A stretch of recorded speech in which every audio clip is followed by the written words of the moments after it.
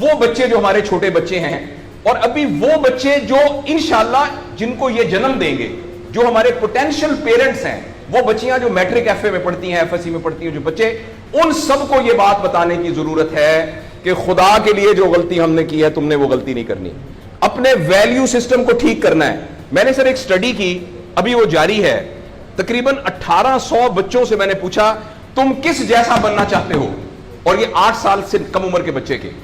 آپ یقین کریں بچوں نے جو کہا وہ یہ کہا میں میسی کی طرح بننا چاہتا ہوں جو فٹ بالر ہے, کسی نے کہا میں عاطف اسلم کی طرح بننا چاہتا ہوں, کسی نے انڈیا کے اداروں کا نام لیا, کسی نے نہیں کہا میں ابو بکر کی طرح بننا چاہتا ہوں, کسی نے نہیں کہا میں حضرت علی کی طرح بننا چاہتا ہوں, کسی نے نہیں کہا میں قائد اعظم کی طرح بننا چاہتا ہوں, کسی نے نہیں کہا میں عبدالستار ریدی کی طرح بننا چاہتا ہوں.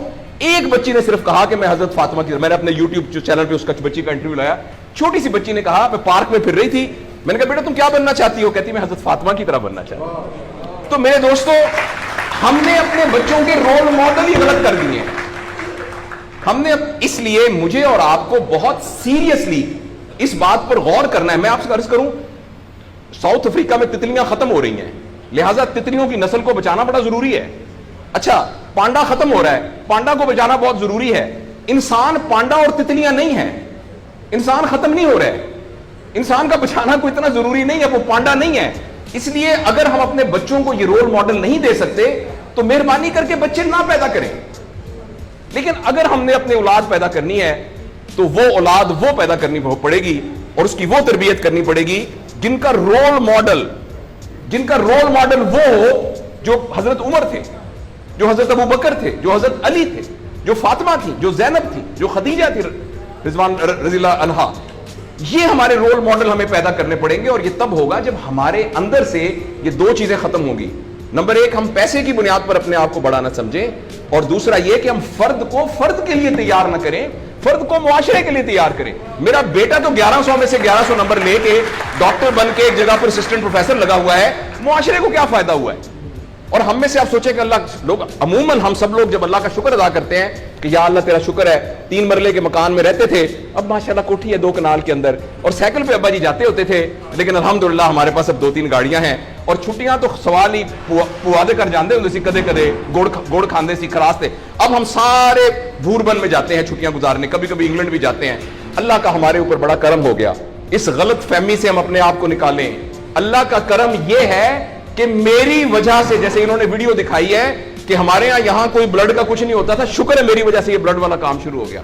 میں ڈاکٹر ہوں, یہ والی سروس یہاں موجود نہیں تھی, اللہ کا شکر ہے کہ یہ والی سروس اب یہاں موجود ہو گئی ہے. اللہ کا شکر ہے یہ ہو رہا ہے. سروس اورینٹڈ جب تک ہم اپنے بچوں کو نہیں ڈیولپ کریں گے, اس وقت تک میں آپ کو بہت دکھ سے اعلان کرتا ہوں, بڑی ہی تکلیف کے ساتھ, میں بہت آپٹمسٹ آدمی ہوں, میں یونیورسٹیوں میں جاتا ہوں, کالج میں جاتا ہوں, بچوں سے بات کرتا ہوں, اگر ہم نے اگلے فوری طور پر اپنے بچوں کی تربیت پہ توجہ نہ دی, اگلے 10 سال میں ایک ایسی نسل آنے والی ہے جن کو چائلڈہڈ ڈپریشن ہوگی, جن کو سوئسائڈل تھاٹس آئیں گے, جن کی سیکسول ٹریننگ بہت بری ہوگی, اور جن کے اندر ریلیشن شپ پرابلمز ہوں گے, اور یہ ہونے والا ہے, ہماری آنکھوں کے سامنے ہونے والا ہے. اگر آپ کے ہاتھ میں ایک موبائل ہے, آپ ابھی اپنا موبائل کھول کے فیس بک کھولے, جو پہلی 1.5 منٹ کی ویڈیو آئے گی اس میں ایک نیم برہنہ عورت ناچ رہی ہوگی.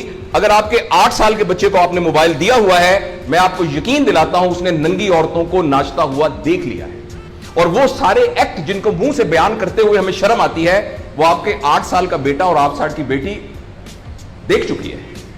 اس سارے میں ایز اے پیرنٹ ہماری بہت رسپانسبلٹی ہے کہ ہم اس میں انٹروین کریں اور ان کو فزیکل ٹائم دیں, اور ٹائم دے کے ہم یہ 2 چیزوں پر مینلی کام کریں.